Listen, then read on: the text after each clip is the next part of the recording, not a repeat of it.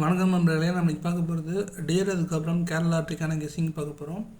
First டியரோட 1 மணிக்கான guessing பார்த்தாலாம்.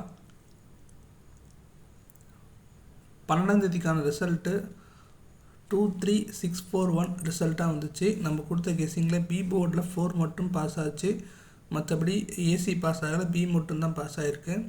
So 13ஆம் தேதிக்கான கெஸ்ஸிங்குள்ளே போயிடலாம்.